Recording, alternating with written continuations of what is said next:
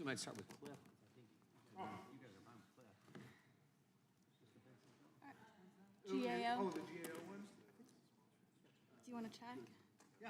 So we can start with that one, and then we can get to the ones you may not. I think we can do that. We might start with. Committee will come to order without objection. The chair is authorized to declare a recess at any time pursuant to Committee Rule 2 and House Rule 11. Clause 2, the chair may postpone further proceedings today on the question of approving any measure or matter adopting an amendment for which a recorded vote is ordered. Now recognize the gentleman from Oregon to lead us in the Pledge of Allegiance. Pledge allegiance to the flag of the United States of America and to the republic for which it stands, one nation, under God, indivisible, with liberty and justice for all. Thank the gentleman. Pursuant to notice, we call up 1398 to Protect America. Excuse me. I want to call up.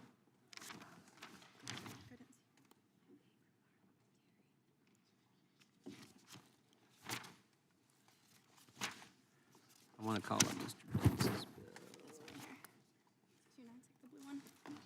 8296 is got it.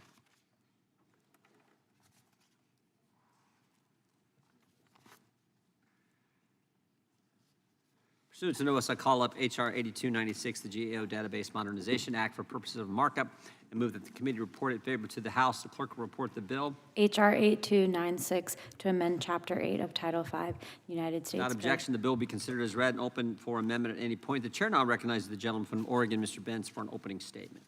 Thank you, Mr. Chair.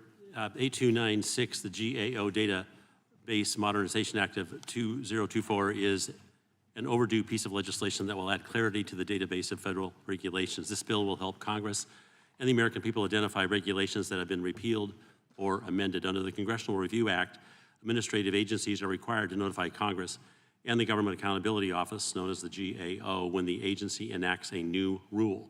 GAO is an independent, nonpartisan agency that works for the Congress. Its purpose is to help the government save money and work more efficiently. The CRA process allows Congress to review and, if necessary, bring a resolution to reject the new rule within a certain time frame. The notification process also allows the GAO to maintain a publicly available database on all federal rules. This publicly available database allows the American people to access information about rules and regulations that govern their lives. Under current law, however, agencies are not required to specifically notify Congress or the GAO if an existing rule is amended or revoked. As a result, regulations appear on the GAO database without any indication that the rule is no longer in effect or has been amended. This bill seeks to fix this problem going forward. The GAO Database Modernization Act would require that when an administrative agency submits a rule under the CRA's requirements, it must also send a brief report notifying the GAO if any existing rules are revoked or amended and a description of those changes. This bill would allow the GAO to clarify on its database changes to regulations. The number of final rules published each year is generally in the range of 3,000 to 4,500, and there is currently no required method of tracking when new rules change prior rules. The GAO wants this information so it can provide the American people with clarity regarding existing regulations. This common sense, narrowly tailored bipartisan proposal will ensure that the American people have access to complete and correct information about the rules that govern their lives. I recommend my colleagues support this proposal, and I yield back. Gentleman yields back. The chair now recognizes the ranking member for an opening statement. Thank you, Mr. Chairman. Mr. Chairman, the GAO Database Modernization Act would amend the Congressional Review Act to require federal agencies to report to the Government Accountability Office, or GAO, certain information about agency rules that are made ineffective due to an agency action or other reason. The Congressional Review Act, or CRA, requires an agency to submit a report to both houses of Congress and to GAO whenever it promulgates a rule. This reporting requirement enables Congress to be kept regularly informed of rulemaking activity by all administrative agencies. GAO has created a publicly accessible database tracking all rules submitted by the agencies. However, agencies do not currently report updates, suspensions, or alterations of rules to GAO unless any modifications are part of a newly promulgated regulation. In order to increase transparency, this legislation amends the CRA to require agencies to submit a report to GAO on rules that are revoked, suspended, amended, or otherwise made ineffective.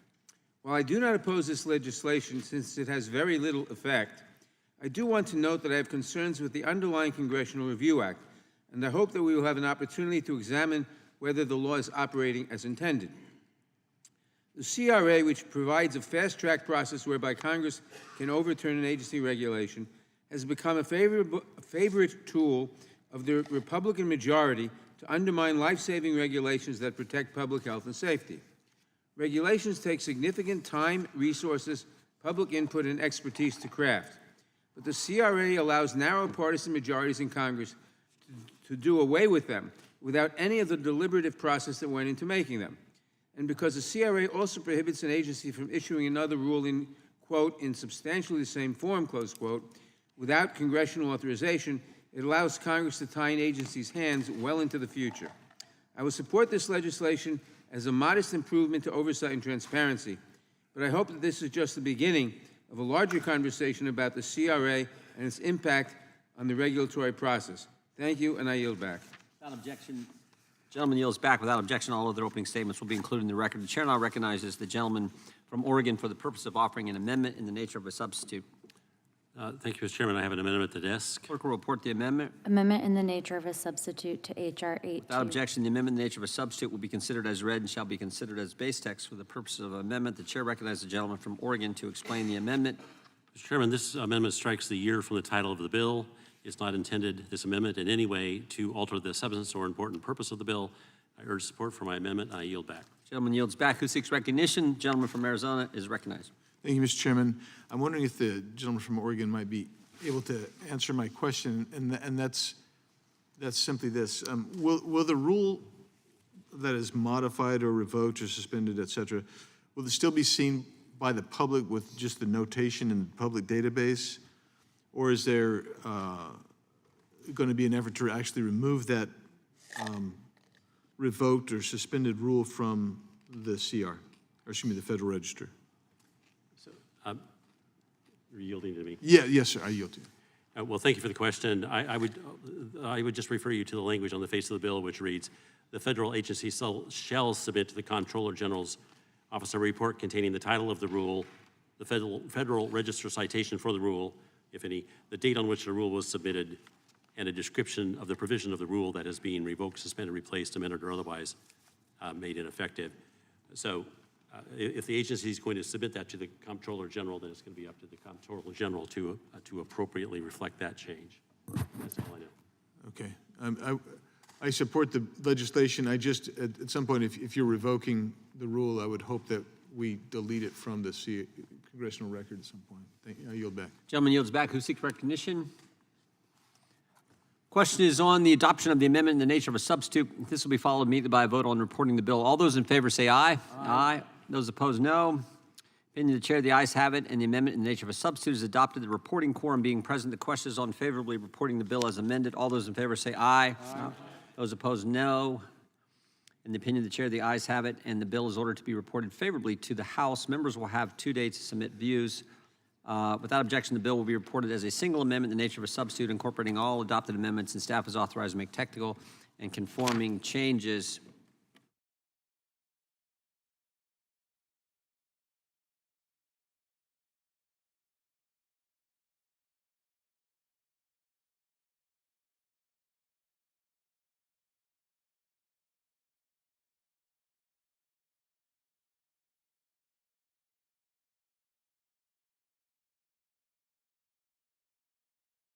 Pursuant to notice, I call up 1398, to protect America's innovation, economic security from CCP Act for purpose of markup, and move that the committee report it favorably to the House.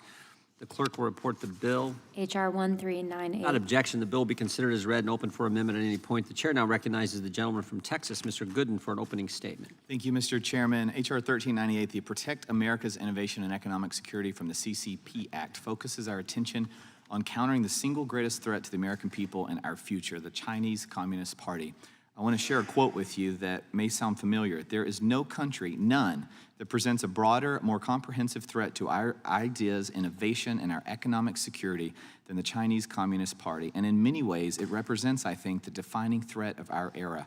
This is not just some ordinary statement, but the testimony before this committee of FBI Director Christopher Wray. Director Wray and the rest of the intelligence community have been echoing these concerns since the turn of the decade, labeling China as the defining threat of our generation. These warnings aren't without merit. In the past 3 years, there have been a significant number of CCP-backed espionage cases perpetrated against the U.S. and U.S. companies. The sectors most frequently targeted by these espionage activities are our intellectual property and academic institutions, which are the bedrock of American innovation. Trade theft alone costs our economy over half $500 billion annually, and the CCP is responsible for most of that. And while the intelligence community has been sounding the alarm on China's persistent infiltration of our society, economy, and infrastructure for years, little has been done to address the problem. On the contrary, we've taken a step back, and without justifiable reason, we've shuttered programs that prioritize these concerns at a multi-agency level. In its place, we have an unofficial shadow policy to counter the CCP, one that lacks a concrete approach and even worse, lacks accountability. And aside from lacking a proper approach, very little progress has been made under the new policy.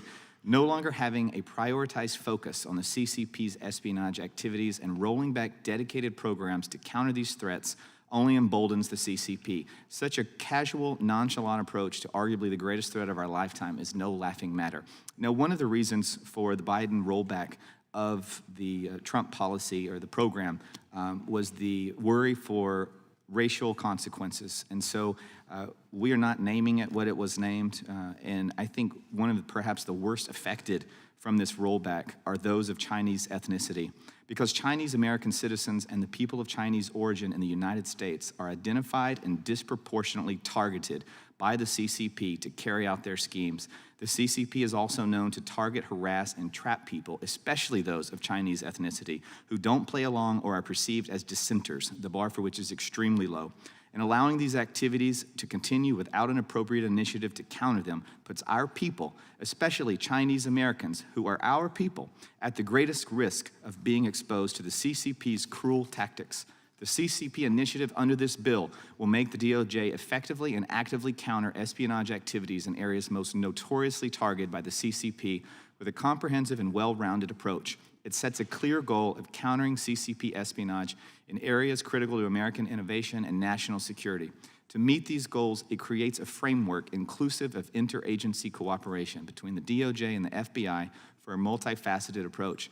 In addition to interagency cooperation, there are reporting mechanisms that keep Congress involved and updated about the DOJ's progress, which ensures appropriate accountability and oversight of agencies under this program. The strong, dedicated, and accountable approach under the program will also discourage and deter new attempts to infiltrate our country. And I urge my colleagues to vote in favor of safeguarding our country, our people, and our future against the greatest threat of our lifetimes and support H.R. 1398. I reserve and yield the balance of my time. Gentleman yields back. The chair now recognizes the ranking member for a statement. Thank you, Mr. Chairman. Mr. Chairman, in 2018, the Trump Justice Department launched what it called the China Initiative. While it was ostensibly designed to counter efforts by the Chinese government to steal American intellectual property, the program ultimately had few successes. For nearly 4 years, the National Security Division brought a series of unsupportable cases against Chinese academics at the height of their careers. The government was forced to drop many of these prosecutions. Others failed in court. Even more were overturned on appeal. The China Initiative was born out of the understanding that a strategic priority of the United States is countering national security threats from China. Had the DOJ gone in a different direction from this starting point, we might be here lauding the successes of the, quote, Defend U.S. Trade Secrets program, close quote. Instead, the Trump DOJ invested significant resources into targeting individuals of Chinese descent working in the United States, diverting crucial funding and personnel that could have been used to combat economic espionage and trade secret theft across the board. But the China Initiative did not just waste valuable resources. Rather than keeping Americans safe, the China Initiative divided workplaces, ruined careers, and contributed to anti-Asian hate. If you were a person of Chinese descent working in American higher education, you were a suspect. Rather than keeping America safe, the China Initiative divided workplaces, ruined careers, and contributed to anti-Asian hate at the height of the pandemic when tensions were already high. Many of my colleagues who served in this committee during the pandemic remember the vitriol, the careless word choice, and the characterization of otherness directed at Asian Americans during that time. Programs like the China Initiative, with its explicit targeting of Chinese citizens working in the United States, only served to amplify these tensions. For many of us, the clear drawbacks and minimal successes of the program were obvious in real time, and I am proud to say that I opposed the China Initiative throughout its short existence. And I was glad to see the program ended in early 2022 by the Biden administration. Unfortunately, this legislation, which would establish a, quote, CCP initiative, unquote, at the National Security Division, would simply reestablish the China Initiative by another name. My colleagues across the aisle have repeatedly suggested that without the China Initiative, we as a country are not being tough on China. What the majority fails or refuses to realize is that programs like these are wholly ineffective at protecting our intellectual property. In fact, they do the opposite. During its 4-year tenure, the China Initiative stifled innovation by discouraging foreign talent from moving to American companies and prevented Chinese researchers from accepting positions at our institutions of higher learning. We cannot quantify those missed opportunities. There is no way to know what inventions never came to be, but we can realize when we made a mistake and move on. This bill would prevent us from doing so. I appreciate that my colleagues have been circumspect when talking about the national security threat posed by China, but it is imperative that we differentiate the many people who live and work in the United States from the threat posed by the government of China, not just in our words, but in our actions. It is also concerning that this bill would reestablish a pillar of a program that was repeatedly used to target Chinese professors working at American research institutions. Countries around the world send their best and brightest to the United States for education and to perform valuable research in our academic institutions. But instead of welcoming their contributions to our economy and to our society, programs like the China Initiative encourage them to take their training and their talents elsewhere. In a September 2022 report by the Asian American Scholars Forum, researchers found that between December 2021 and March 2022, 42% of the over 1,300 faculty members surveyed nationwide reported being fearful of conducting research in the U.S. A further 61% felt pressure to leave the U.S., and 45% intended to avoid federal grant applications. It is foolhardy to punish China by harming American innovation, but by discouraging researchers from working here, that is exactly what we did. The IP Subcommittee has conducted several bipartisan hearings on the threat posed by the Chinese government's theft of trade secrets. Democrats and Republicans agree that there is a real significant threat to our national security. But this committee has more important things to do than revisit failed Trump-era programs. If anything, we should expend our oversight resources ensuring that the DOJ is not simply following the practices of the China Initiative in all but name today. This legislation would take us in the opposite direction. I oppose the bill. I encourage my colleagues to do the same, and I yield back the balance of my time. Gentleman yields back. Without objection, all other opening statements will be included in the record. The chair now recognizes the gentleman from Texas for the purpose of offering an amendment in the nature of a substitute. Mr. Jordan, have an amendment at the desk. Clerk will report the amendment. Amendment in the nature of a substitute to Without HR. objection, the amendment in the nature of a substitute will be considered as read and shall be considered as base text for the purposes of amendment. The chair recognizes the gentleman from Texas to explain the amendment. Thank you, Mr. Chairman. What we're doing in this amendment is consolidating objectives and goals in Part A and C of Section 2. We're also substituting the steering committee with a consultation and reporting requirement, and we're removing discretionary authority in prosecuting under the CCP initiative due to concerns regarding the constitutionality of removing the DOJ's discretionary authority. And so instead, we've added a reporting requirement that requires the Attorney General to submit an annual report to House and Senate committees on Homeland and Judiciary. I yield back. Gentleman yields back. Who seeks recognition? Gentleman from Georgia is recognized. Thank you, Mr. Chairman. I move to strike the last word. We've seen this movie before, and it did not end well. On the IP subcommittee, on which I am ranking member, we have discussed real concerns about economic espionage by the People's Republic of China. But while I have legitimate concerns about actions by the government of China, setting up a CCP initiative, as it's called, within the Department of Justice does nothing to counter those threats. Instead, it would encourage racial profiling, destroy the lives of academics, and create a chilling effect on the United States' attractiveness to international scientists and to people who want to study U.S.-China relations. DOJ, Department of Justice, had a China initiative from 2018 to 2022 with the stated goal of cracking down on Chinese economic espionage and theft of trade secrets. That China initiative failed to achieve any productive outcomes related to economic espionage. While it failed to achieve its stated goal, the China initiative caused significant real-world harm. Many academics faced long-term personal and professional damage, and a fear of association with the China initiative created a chilling effect on researchers of Chinese descent. Chinese American scientists reported that fear of added scrutiny and discrimination kept them from pursuing cutting-edge research and made them avoid federal grant applications.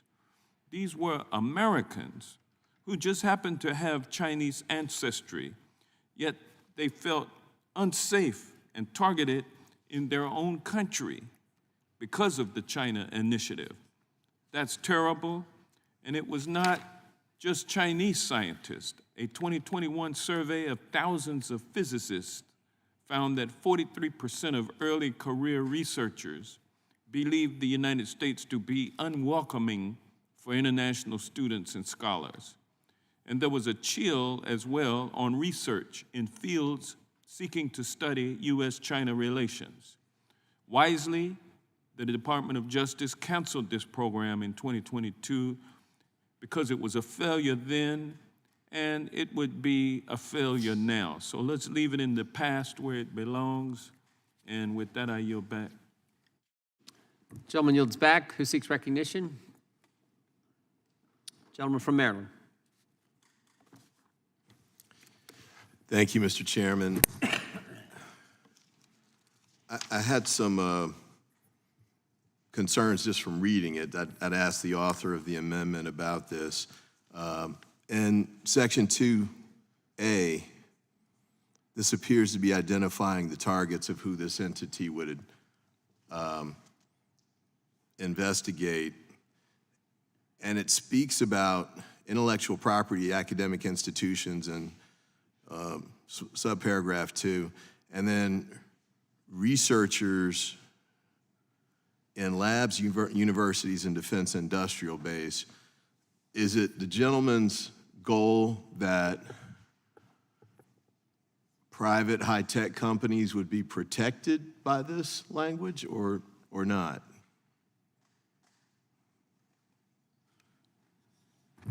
In my view, there's not any specific exclusion for any private company or public company.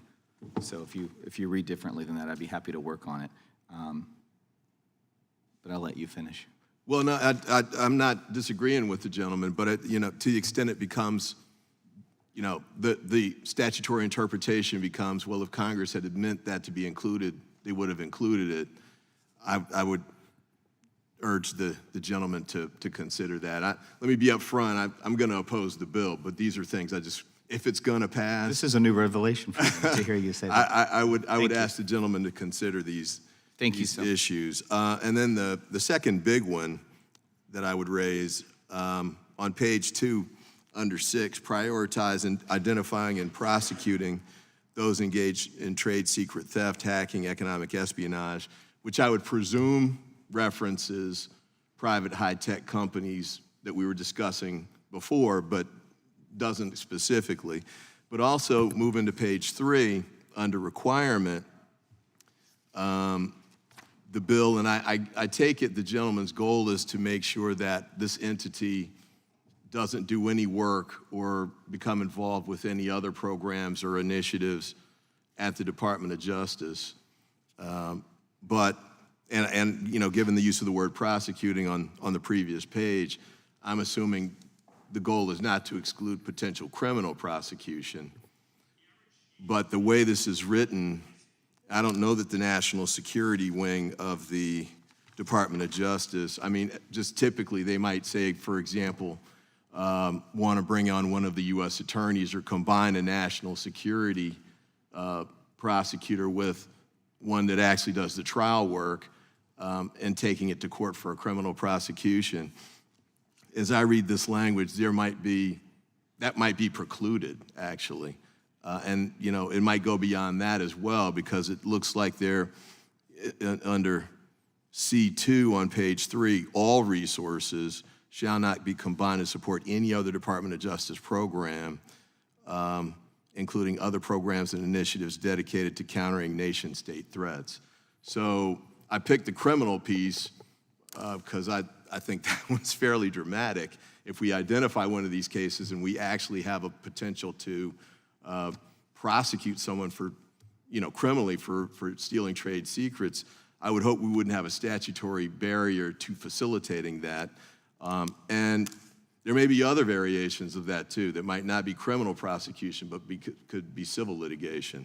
So again, this isn't a bill I'm going to support for the reasons that were stated by my colleagues over on the Democratic side, but I'd encourage the gentleman to perhaps revise the language on those two things. And I recognize you want to limit the discretion that Maine Justice has in dispensing its resources because you don't like what was done by the Biden administration with respect to whatever the previous initiative was.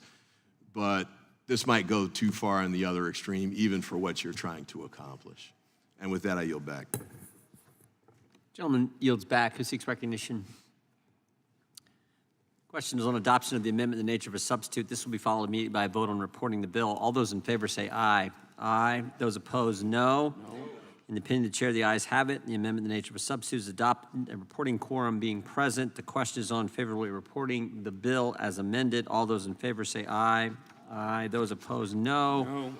The ayes have it, and the bill is ordered to be reported favorably to the House. Mr. Chairman? The gentleman, Roll call. roll call being requested. The clerk will call the roll. Mr. Jordan? Yes. Mr. Jordan votes yes. Mr. Isa? Mr. Gates? Mr. Biggs? Mr. Biggs votes aye. Mr. McClintock? Mr. McClintock votes aye. Mr. Tiffany? Mr. Massey? Mr. Roy? Mr. Roy votes aye. Mr. Bishop? Ms. Sparts? Mr. Fitzgerald? Mr. Fitzgerald votes aye. Mr. Bentz? Mr. Klein? Mr. Klein votes aye. Mr. Armstrong? Mr. Gooden? Mr. Gooden votes aye. Mr. Van Drew? Mr. Nels? Mr. Moore? Mr. Moore votes yes. Mr. Kiley? Ms. Hageman? Mr. Moran? Ms. Lee? Ms. Lee votes aye. Mr. Hunt? Mr. Fry? Mr. Nadler? No. Mr. Nadler votes no. Ms. Lofgren? Ms. Jackson Lee? Mr. Cohen? Mr. Johnson? Mr. Johnson votes no. Mr. Schiff? Mr. Swalwell? Mr. Liu? Ms. Jayapal? Mr. Correa? Ms. Scanlon? Ms. Scanlon votes no. Mr. Neguse? Ms. McBath? Ms. Dean? Ms. Escobar? Ms. Ross? Ms. Ross votes no. Ms. Bush? Mr. Ivy? Mr. Ivy votes no. Ms. Ballant? Ms. Ballant votes no.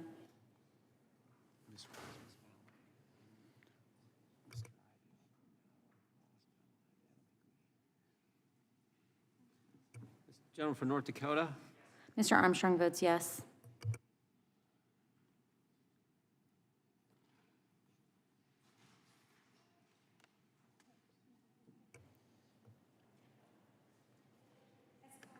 Ms. Escobar votes no. Gentleman from California. Mr. Correa, you are not recorded.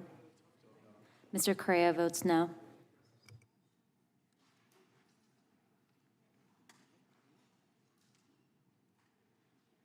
Gentleman from Florida. Mr. Gates votes aye. I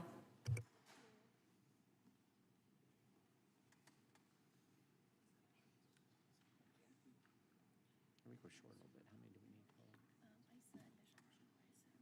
But I know we need to know the number. Can you count up the number? Mr. Bishop votes aye.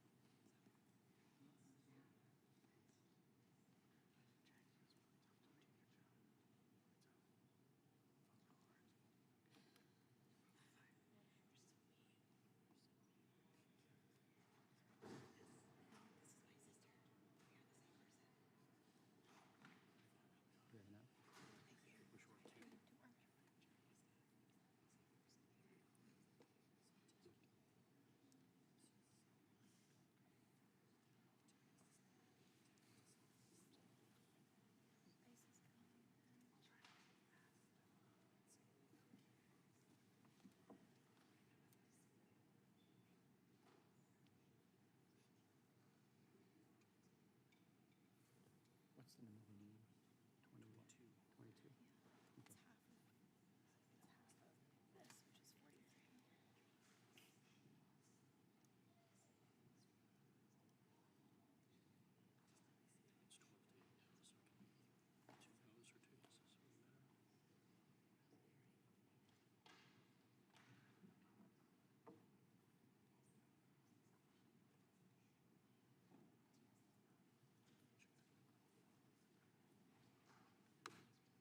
Is Ella working on it?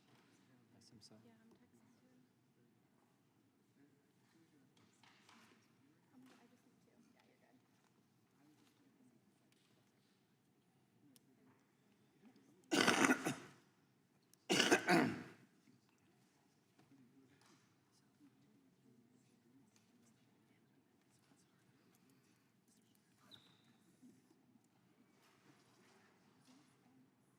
Gentleman from California? Mr. Isa, you're not recorded. Mr. Isa votes aye.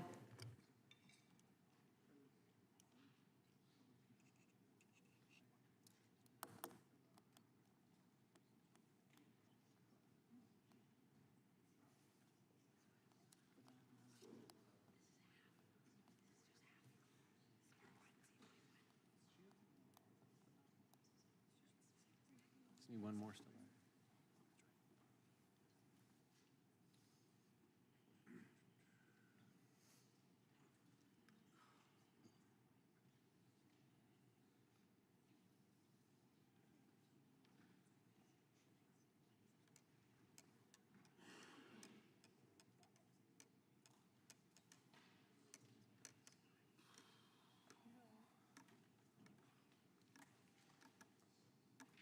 Daryl, thank you. Thank you. Sorry I missed your question today. I had to run to a quick little speech. That's all right, I just ran out on Secretary Blinken, but I got to get to the Christians first. Yeah. It's all Israel? What are you talking about? Half Israel, Iran sanctions. He's wrong. Yeah.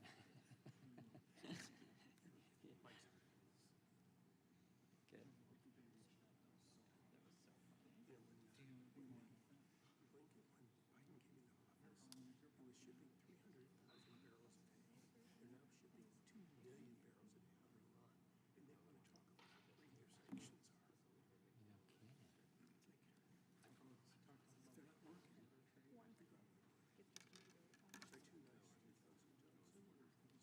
We need a member.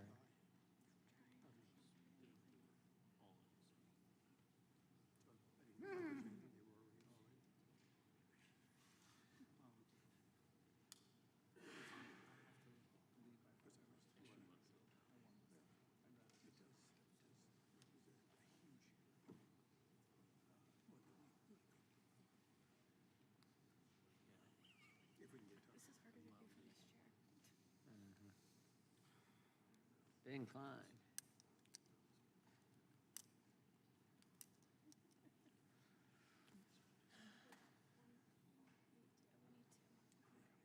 We still need two? I thought we needed one. It doesn't put us over. That's Yeah, no, 23 puts us over. 23, not 22. Oh.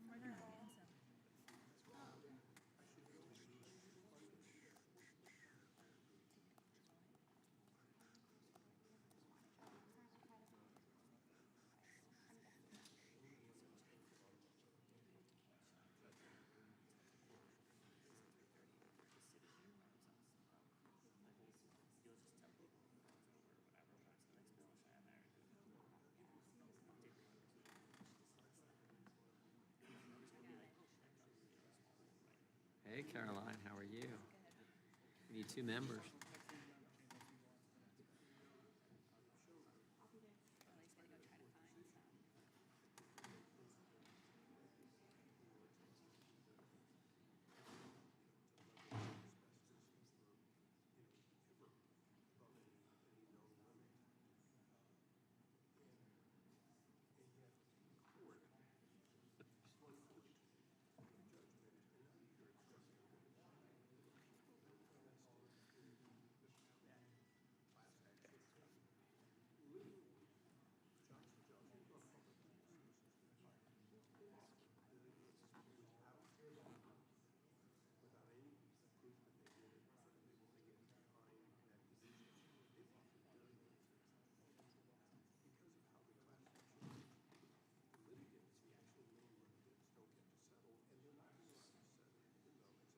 I'm gonna get my shoulder back in shape, Caroline.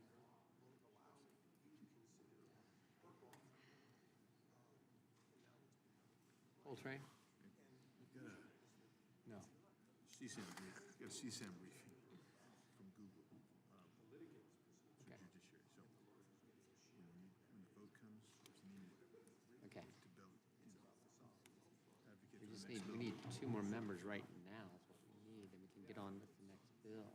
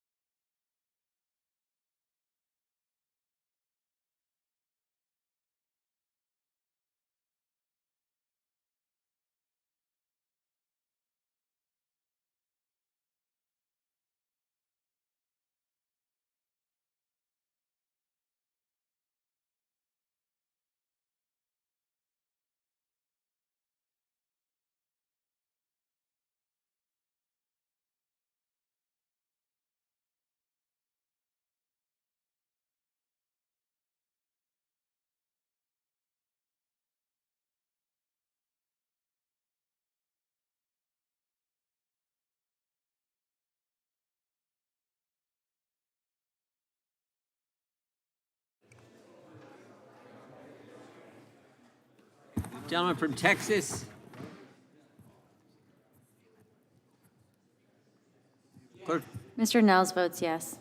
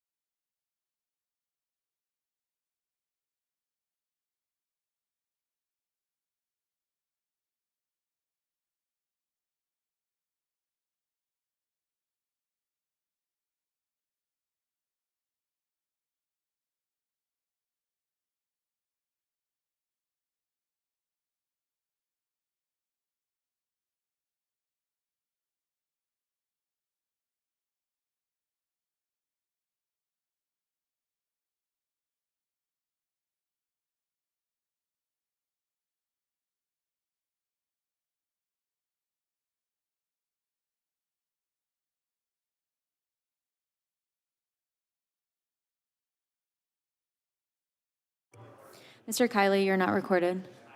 Mr. Kiley votes aye. clerk will report. Mr. Chairman, there are 15 ayes and 8 noes. The ayes have it, and the bill is ordered to be reported favorably to the House. Members will have 2 days to submit views. Without objection, the bill will be reported as a single amendment in the nature of a substitute incorporating all adopted amendments, and staff is authorized to make technical and conforming changes. Pursuant to notice, I call up H.R. 7909, the Violence Against Women by Illegal Aliens Act, for purposes of markup, and move the committee report it favorably to the House. The clerk will report the bill. H.R. Without 7909. objection, the bill be considered as read and open for amendment at any point. The chair now recognizes the gentleman from California, Mr. McClintock, for an opening statement. Thank you, Mr. Chairman. It's taken less than 3.5 years for President Biden and Secretary Mayorkas to release 5 million illegal aliens into the United States. Now, when you combine that with nearly 2 million gotaways who've evaded apprehension entirely and who've escaped into the United States, the illegal alien population has grown by nearly 7 million. 7 million since Joe Biden was inaugurated in January of 2021. At the same time the borders collapsed, President Biden and Secretary Mayorkas have abandoned any semblance of interior immigration enforcement. In a September 2021 memo, Secretary Mayorkas made enforcement more difficult for ICE officers. In the Mayorkas memo, training materials obtained by the committee and published in a Judiciary Committee staff report just last month, DHS failed to answer seemingly clear-cut questions, such as whether an alien who served a 20-year drug-related prison sentence or an alien who discharged a firearm outside a police station should be priorities for apprehension and removal. Those are the training materials required for all of ICE's enforcement personnel nationwide. Instead of making clear that ICE officers should carry out their duties to remove criminal aliens from American streets, DHS instructs ICE officers to develop a, quote, full profile of a criminal alien before deciding whether to arrest someone who's in the country illegally. In the training examples, that includes determining whether an illegal alien has high blood pressure or is a caregiver. The Biden administration's immigration absurdity apparently knows no bounds. In an interview with the committee, a former top ICE official recently admitted that the Biden administration's policies have made immigration enforcement more dangerous for ICE officers, more difficult to carry out, and less efficient overall. The ICE official even acknowledged that because of the border crisis, fewer ICE officers are available to track down public safety and national security threats because they're left to do border-related paperwork. Here's how that's working out. In fiscal year 2019, the Trump administration arrested aliens who accounted for about 5,500 convictions and charges for family offenses. That number dropped from 5,500 to 3,500 in fiscal year 2023, a 36% decrease. In fiscal year 2019, ICE arrested aliens who were responsible for about 6,500 sex offenses and 5,000 sexual assault offenses. Under the Biden administration in fiscal 2023, ICE arrested aliens responsible for only 5,500 sex offenses and 4,500 sexual assault offenses, drops of 13% in each category. These aren't hypotheticals or simply just numbers. They're a reality for families across the country. Domestic violence remains prevalent in America, with nearly 5.3 million incidents among adult women in the United States each year. That violence results in nearly 1,300 deaths and 2 million injuries every year in the United States. Both the victims and perpetrators include illegal aliens, such as a 26-year-old Mexican national arrested by ICE in February of 2024 for a domestic violence conviction, and a 40-year-old Salvadorian national arrested for punching, choking, and threatening to kill a woman if she cooperated with authorities. This violence also extends to children. In February, an illegal alien was arrested in Alabama for allegedly raping a 14-year-old girl who, quote, could not consent to the intercourse as she was, quote, physically helpless or mentally incapacitated. In April, an illegal alien was arrested in Indiana for allegedly breaking into a Michigan mobile home park and sexually assaulting 2 young girls. And just earlier this month, authorities arrested a 20-year-old illegal alien for allegedly snatching an 11-year-old girl off the street in front of her Lake Worth, Florida home and sexually assaulting her.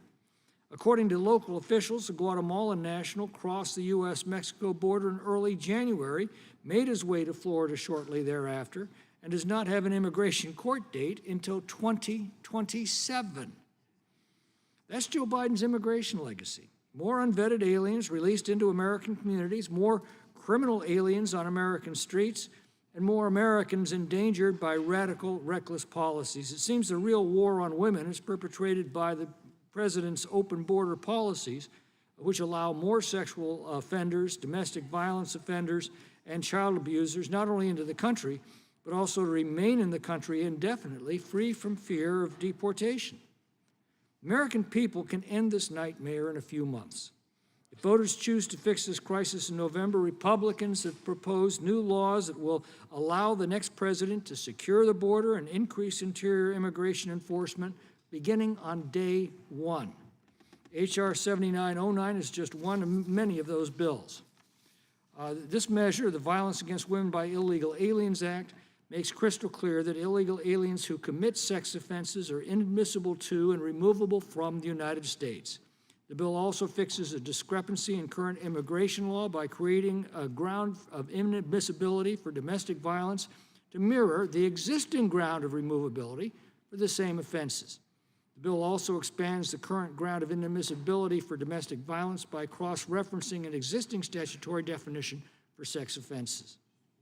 Although many aliens can already be found inadmissible to and removable from the United States for certain sex offenses and domestic violence offenses, H.R. 7909 expands and clarifies the conduct for which an alien can be found removable from the country. The time is now to take seriously the danger of criminal aliens in the United States. Anything that makes it easier for adjudicators and officials to ensure a criminal alien's arrest and removal should receive overwhelming bipartisan support, particularly when it comes to sex offenses and domestic violence. I'd urge my colleagues to support the Violence Against Women by Illegal Aliens Act. It is simply common sense. I yield back the balance of my time. Gentleman yields back. The ranking member is recognized. Thank you, Mr. Chairman. Mr. Chairman, here we are again marking up a bill that is another attempt by the majority to scapegoat and fearmonger about immigrants. Despite its title, this bill will impact not only those who are undocumented, but also lawful permanent residents or green card holders. This bill will do nothing to secure our border or fix our broken immigration system.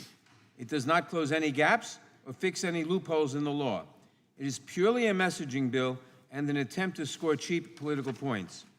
H.R. 7909 purports to add new grounds of inadmissibility and deportability for, quote, sexual offenses, adds new grounds of inadmissibility for domestic violence and other related offenses, and expands the current ground for deportability for domestic violence.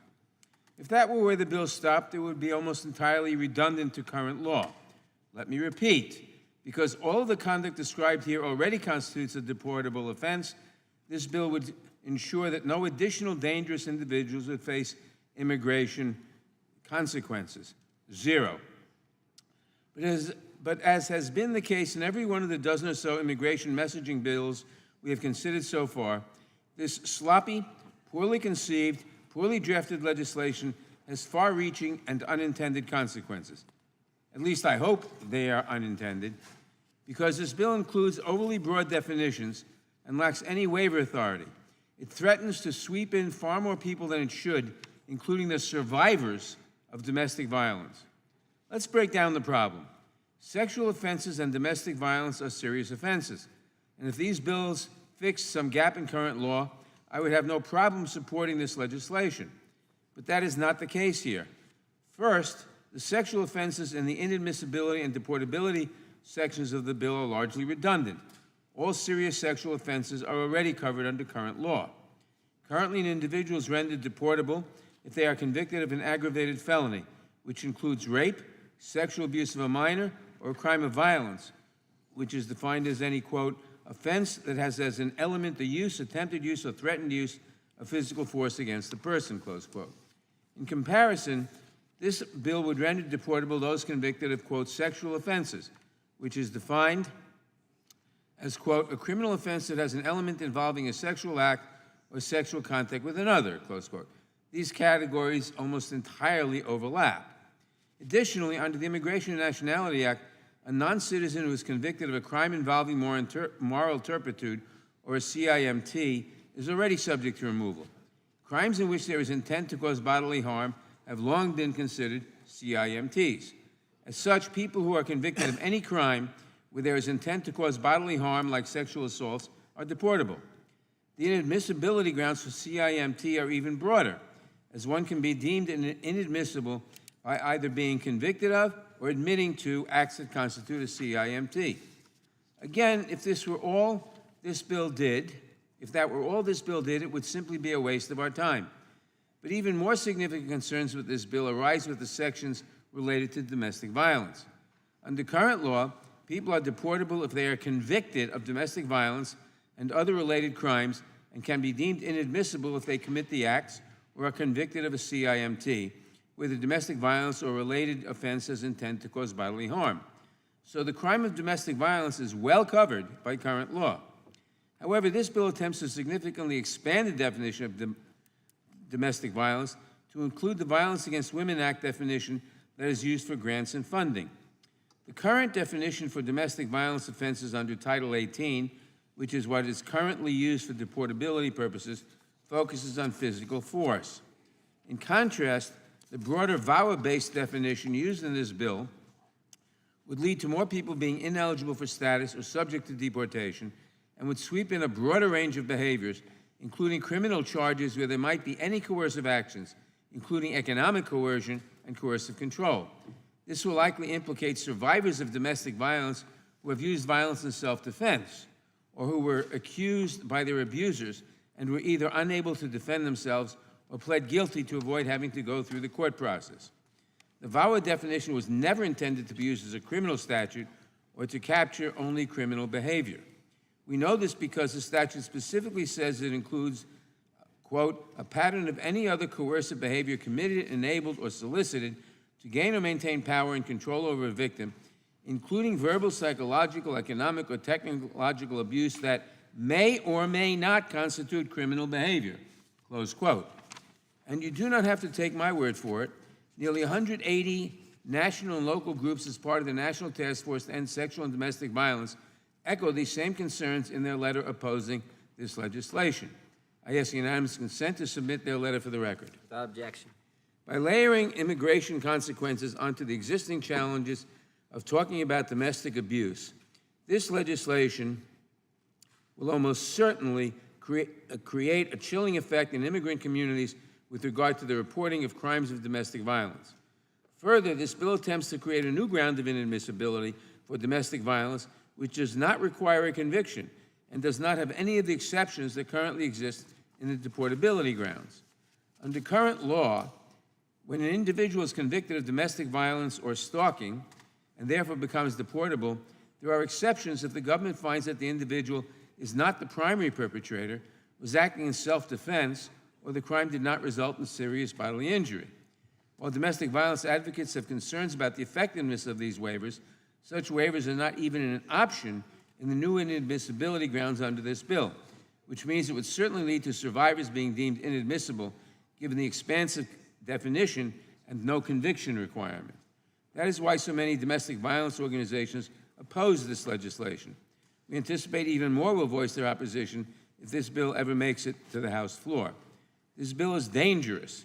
I wish my Republican colleagues would work with us to fix our immigration system instead of moving these pointless messaging bills and attempting to score cheap political points. I urge my colleagues to oppose this legislation, and I yield back. Gentleman yields back without objection. Other opening statements will be included in the record. The chair recognizes the gentleman from California for the purpose of offering an amendment in the nature of a substitute.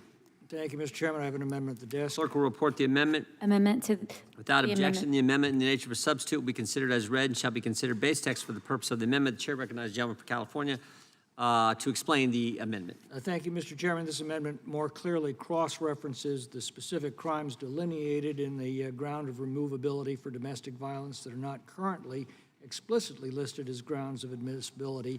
These crimes include stalking, child abuse, child neglect, child abandonment, and protection order violation. By adding these crimes to the grounds for inadmissibility, the Violence Against Women by Illegal Aliens Act ensures that dangerous criminal aliens can be removed from the United States.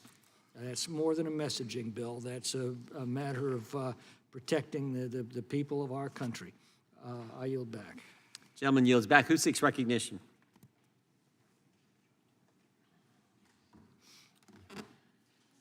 Question is, Mr. Chairman, gentleman, the ranking An member is amendment at the recognized. The clerk will report the amendment.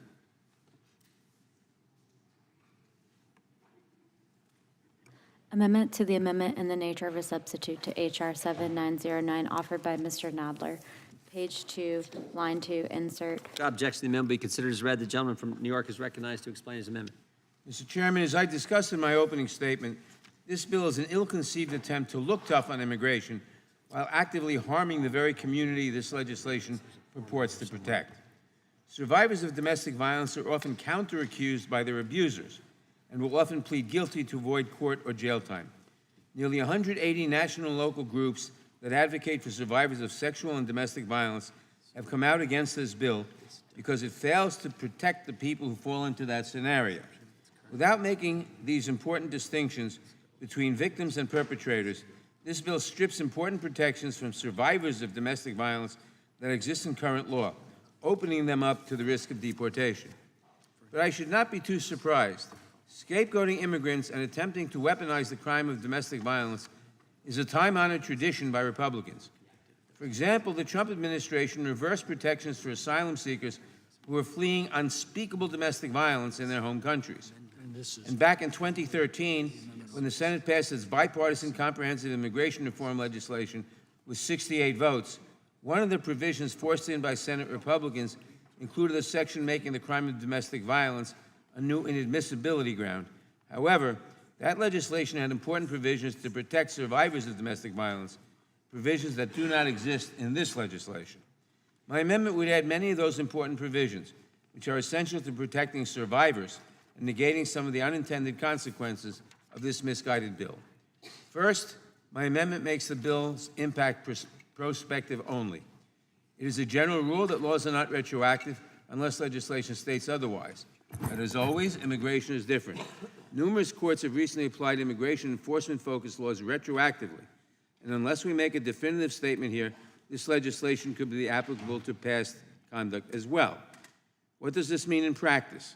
Let's say 20 years ago, a domestic violence survivor used violence to defend herself from her abuser and pleaded guilty to that use of force. Under this bill, even though the offense she pleaded to did not have immigration consequences at the time, she now could become inadmissible or deportable. My amendment would fix this problem. It is my hope that my colleagues can support this simple clarifying change. Next, my amendment would strike the bill's new definition of domestic violence. As I noted in my opening statement, this definition was never meant to be used to capture criminal conduct. In fact, it explicitly says in the definition itself that it captures conduct that, quote, may or may not be criminal, unquote. There is a reason that domestic violence advocacy organizations are coming out in opposition to this legislation. They see this expanded definition as negatively impacting survivors and creating a chilling effect for reporting future crimes. This amendment also adds some important waivers. First, for crimes involving moral turpitude, there is a waiver available in current law if the individual can meet very strict criteria. Given that sexual crimes, domestic violence, and stalking are all crimes involving moral turpitude, having the same waiver as an option for these newly specified grounds simply makes sense. It will ensure we have the flexibility to stop survivors from being swept in. And then finally, under current law, a conviction for domestic violence or stalking has specific and important options for waivers for survivors, allowing the government to waive a conviction if certain criteria are met, including showing that the individual was not the primary perpetrator and that the crime was committed in self-defense. Unfortunately, the majority is attempting to add a new inadmissibility ground, but they do not even require a conviction or include any waivers. As it is, domestic violence survivors say these waivers are not as strong as they could be, but not to include them at all shows a shocking lack of empathy for survivors of domestic violence. This amendment follows the lead of the advocates for survivors of domestic violence to fix some of the many, many problems with this bill. I urge my colleagues to accept the amendment, and I yield back. Gentleman yields back. The gentleman from California is recognized. Mr. Chairman, I respectfully disagree completely with the ranking member. Let's start with the fact that under existing grounds of inadmissibility, an alien may already be found inadmissible for domestic violence offenses if those crimes qualify as a crime involving moral turpitude or aggravated felony. And guess what? For those crimes and grounds of inadmissibility, there are no explicit exceptions like the one proposed by this amendment. So while there's a similar exception for the domestic violent grounds of removability, keep in mind who those grounds apply to. Aliens here legally. Grounds of inadmissibility apply to aliens in the country illegally. No such exceptions necessary. It would expand the exceptions for illegal aliens. The claims that this is somehow unnecessary are ludicrous, considering our recent experience with this massive influx of very poorly vetted illegals released into our country by the administration. Take, for example, the fact that under current immigration law, there's no explicit ground of inadmissibility for illegal aliens who commit domestic violence offenses, despite a ground for removability for aliens who commit such offenses. I mean, I can go through the long list of exceptions that we have debated over and over again in this committee with respect to a variety of bills that Republicans have put forward and passed to protect the American people from this scourge. But I think I'll simply refer to those by reference and yield back the balance of my time. Gentleman yields back. Gentleman from Georgia is recognized. Gosh, you called on me, Mr. Chairman, before I had a chance to look up how many times it took Kevin McCarthy to win the speakership back in January. I think it was 15, 16, 17 times, 15 times over about a week. And then he was only able to serve for about 9 months before he was taken down and the House thrown into 3 weeks of turmoil and morass, unable to accomplish anything before a new speaker was elected. And since that speaker was elected, we've continued the same dysfunction throughout this entire 118th session, where nothing that this House has done has been to benefit the American people. So today, take today for instance, we just finished arguing about a China bashing bill, a China bashing bill.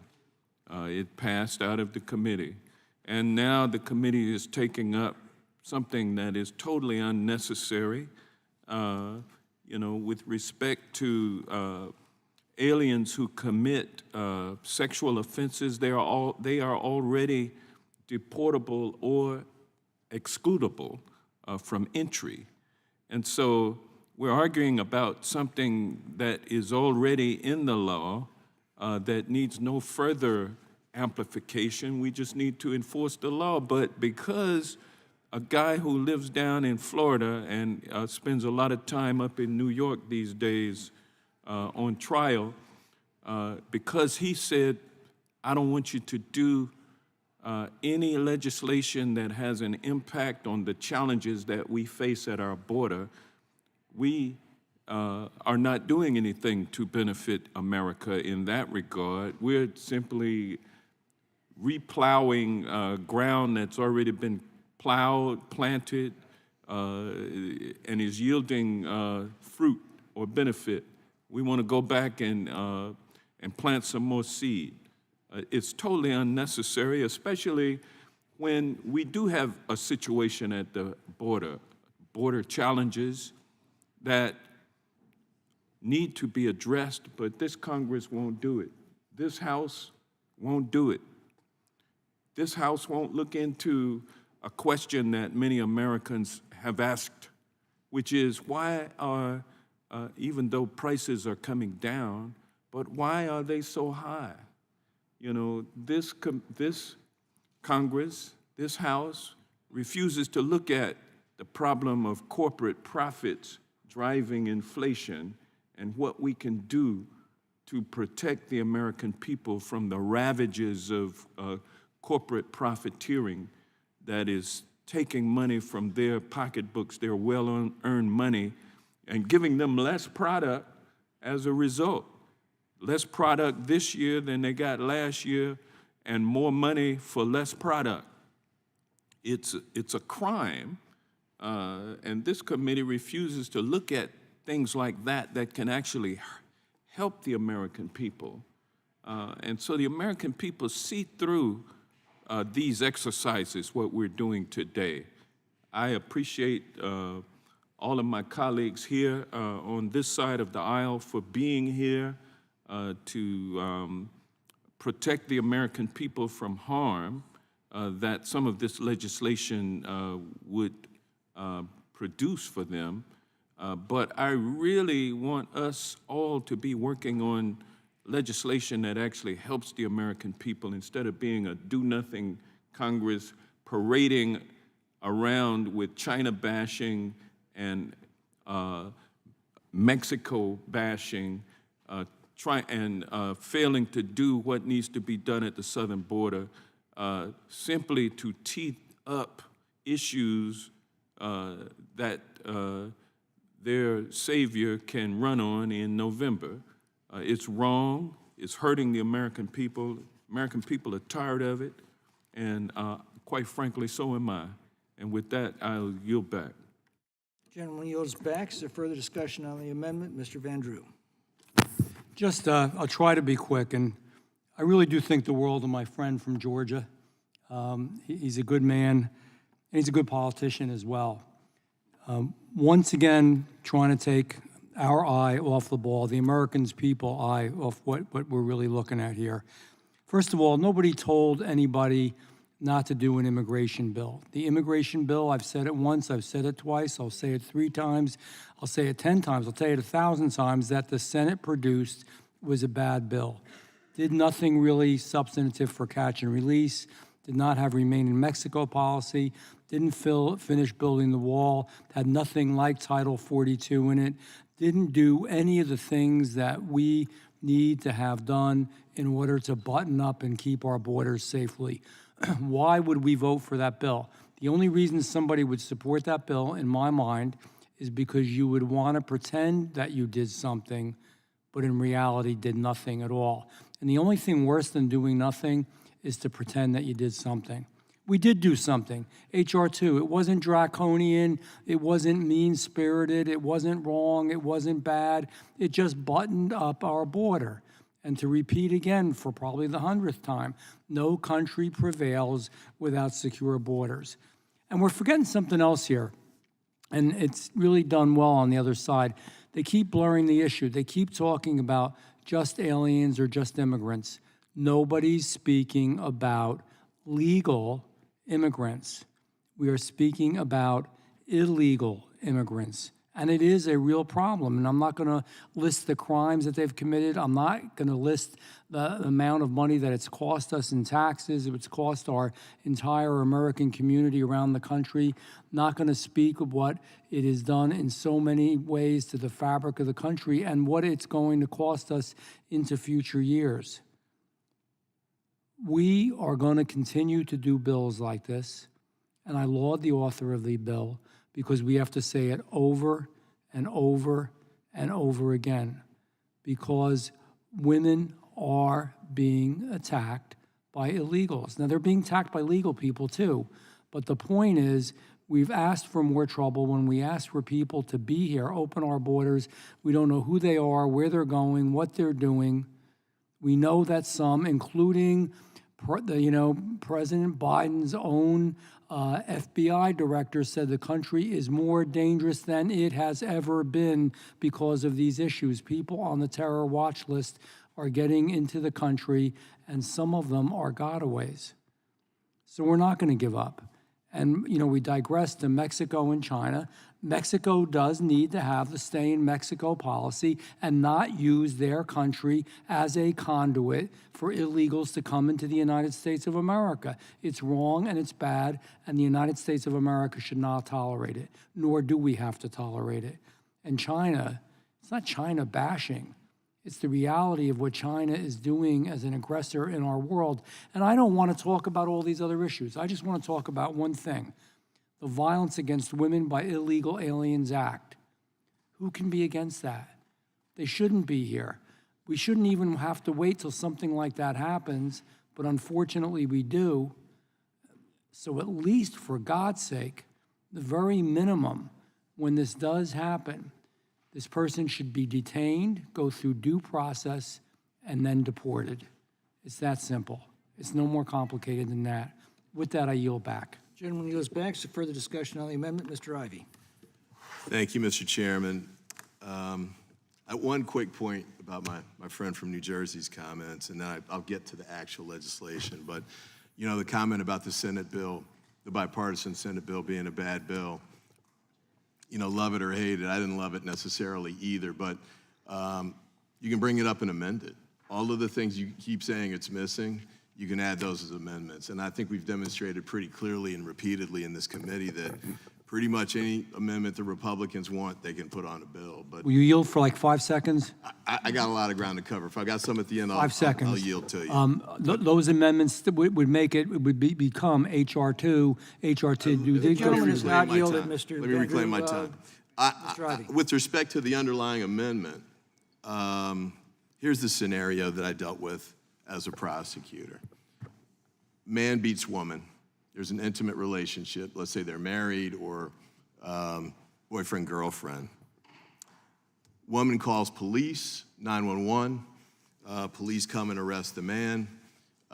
He gets charged with whatever the level of offense, simple assault, domestic violence charges. It would vary from jurisdiction to jurisdiction. He gets released on usually there's a protective order that's included, but he's released usually on personal recognizance. He contacts an attorney. Attorney says, file cross charges against the woman who charged you. So he goes to the court. You can do this in Maryland without even involving law enforcement. You just go to a commissioner, file the charges, and as long as the charges have all the elements of the offense, the commissioner is required to forward it through so that it gets on the criminal prosecution track. And depending on what the charge is, that can lead to the issuance of an arrest warrant against her. But the bottom line perspective, though, for folks we're talking about in this and the people who are raised in this letter that the chairman referenced from the National Task Force to End Sexual and Domestic Violence, the big complication becomes immigration status. So sometimes this defendant will hire a defense counsel who will then approach the woman and say, you know what, if these cases go forward, you could end up getting deported and being separated from your children. And the scenario that the ranking member raised, even if it's an act in self-defense, depending on how it's interpreted, it could be charged in common law district, common law is different in different states, but it could be charged as a mutual affray. And so the woman is then faced with the risk of moving forward and risking perhaps criminal prosecution, perhaps a conviction, deportation. Some of these women would be deported, quote unquote, to countries they, hadn't been to in decades or, maybe hadn't been to since they were little kids or whatever. Those are now states that are in disarray, jurisdictions or countries that are in disarray, like say Haiti, for example. And so the point that the task force is raising here is, by expanding these definitions that the ranking member's amendment is aimed at correcting or limiting, you're actually putting women at greater risk who are in this scenario because they have more things over their head that prevent them or militate against them coming forward and reaching out to the police. And so when I had to deal with this, we had to spend a great deal of time making sure that women in those communities understood that we weren't trying to activate any kind of deportation mechanism. And that was really important for more serious offenses too, like say murder, where you had this, not applicable to this regulation or this amendment here, but the conventional wisdom gets out in the community. Even if you see something violent happen, you don't want to step forward because it creates this risk that you'll get deported too. So I understand the underlying goal here of the gentleman's amendment, but I would encourage you to rethink it. I'm going to vote against it for the reasons I've stated. It actually creates an environment that undermines the ability to prosecute these cases and makes it less likely that women who are in this scenario are going to come forward, especially when you have The gentleman yield. the protective order language. Yes, I will. I assume you meant you were going to vote against the bill before the amendment. I'm sorry. I will vote against the bill, but at least adopt the amendment to help to correct that issue. And I apologize to the chair for running over, and I yield back. Gentleman's time has expired. Is there further discussion on the amendment? Seeing none, the question is on the amendment offered by the ranking member from New York. Those in favor say aye. Aye. Those opposed say no. No. In the opinion of the chair, the noes have it, and the amendment is not agreed to. Recorded votes requested. The clerk will call the roll. Mr. Jordan, Mr. Issa, Mr. Gates, Mr. Biggs, Mr. McClintock. No. Mr. McClintock votes no. Mr. Tiffany. Mr. Tiffany votes no. Mr. Massey. Mr. Massey votes no. Mr. Roy. Mr. Bishop. Mr. Bishop votes no. Ms. Sparts. Mr. Fitzgerald. Mr. Bentz. Mr. Bentz votes no. Mr. Klein. Mr. Klein votes no. Mr. Armstrong. Mr. Armstrong votes no. Mr. Gooden. Mr. Van Drew. Mr. Van Drew votes no. Mr. Nels. Mr. Nels votes no. Mr. Moore. Mr. Moore votes no. Mr. Kiley. Mr. Kiley votes no. Ms. Hageman. Mr. Moran. Ms. Lee. Mr. Hunt. Mr. Fry. Mr. Fry votes no. Mr. Nadler. Aye. Mr. Nadler votes aye. Ms. Lofgren. Ms. Jackson-Lee. Mr. Cohen. Mr. Johnson. Mr. Johnson votes aye. Mr. Schiff. Mr. Swalwell. Mr. Liu. Ms. Jayapal. Mr. Correa. Ms. Scanlon.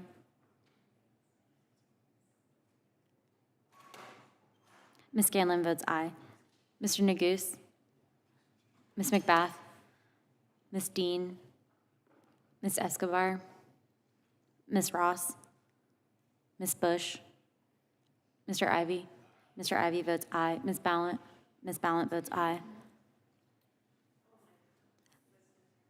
Ms. Hageman, you are not recorded. Ms. Hageman votes no. Mr. Gooden votes no.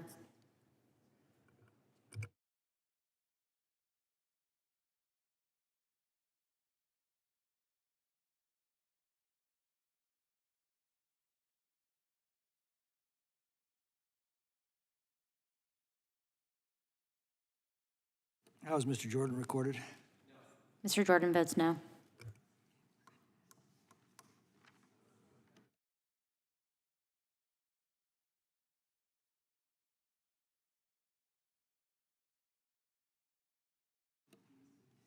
The clerk will report. Mr. Chairman, there are 5 ayes and 15 noes. The amendment is not agreed to. Is there any further discussion on the amendment in the nature of a substitute? Seeing none, the question is on the adoption of the amendment in the nature of a substitute. This will be followed immediately by a vote on reporting the bill. Those in favor say aye. Aye. Those opposed say no. No. In the opinion of the chair, the ayes have it, and the amendment in the nature of a substitute is adopted. A reporting quorum being present, the question is on favorably reporting the bill as amended. Those in favor say aye. Aye. Those opposed say no. No.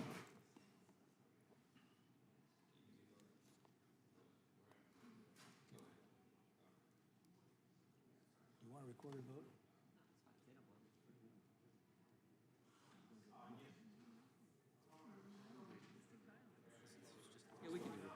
You want a recorded vote? The chairman calls for a recorded vote. The secretary call the roll. Mr. Jordan? Mr. Jordan votes yes. Mr. Issa? Mr. Issa votes yes. Mr. Gates? Mr. Biggs? Mr. McClintock? Aye. Mr. McClintock votes aye. Mr. Tiffany? Mr. Tiffany votes aye. Mr. Massey? Mr. Massey votes aye. Mr. Roy? Mr. Roy votes aye. Mr. Bishop? Mr. Bishop votes aye. Ms. Sparts? Mr. Fitzgerald? Mr. Fitzgerald votes aye. Mr. Bentz? Mr. Klein? Mr. Klein votes aye. Mr. Armstrong? Mr. Armstrong votes yes. Mr. Gooden? Mr. Gooden votes aye. Mr. Van Drew? Mr. Van Drew votes yes. Mr. Nels? Mr. Nels votes yes. Mr. Moore? Mr. Moore votes yes. Mr. Kiley? Mr. Kiley votes aye. Ms. Hageman? Ms. Hageman votes yes. Mr. Moran? Ms. Lee? Mr. Hunt? Mr. Fry? Mr. Fry votes aye. Mr. Nadler? No. Mr. Nadler votes no. Ms. Lofgren? Ms. Jackson Lee? Mr. Cohen? Mr. Johnson? Mr. Johnson votes no. Mr. Schiff? Mr. Swalwell? Mr. Liu? Ms. Jayapal? Mr. Correa? Ms. Scanlon? Ms. Scanlon votes no. Mr. Neguse? Ms. McBath? Ms. Dean? Ms. Escobar? Ms. Ross? Ms. Ross votes no. Ms. Bush? Mr. Ivy? Mr. Ivy votes no. Ms. Ballant? Ms. Ballant votes no. Mr. Gates votes aye. Mr. Benz votes aye.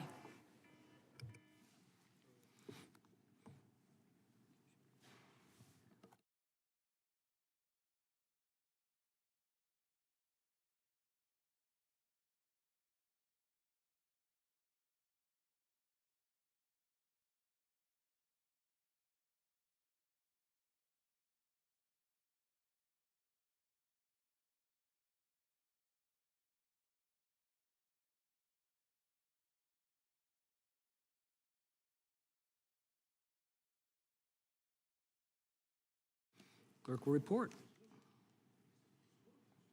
Well, first, have all members voted? Clerk will report. Mr. Chairman, there are 19 ayes and 6 noes. 19 ayes and 6 noes. The ayes have it. The bill is ordered to be reported favorably to the House, and members will have 2 days to submit views. Without objection, the bill will be reported as a single amendment in the nature of a substitute incorporating all adopted amendments, and staff is authorized to make technical and conforming changes. That concludes the committee's business for today. If there's no further business, the committee stands adjourned.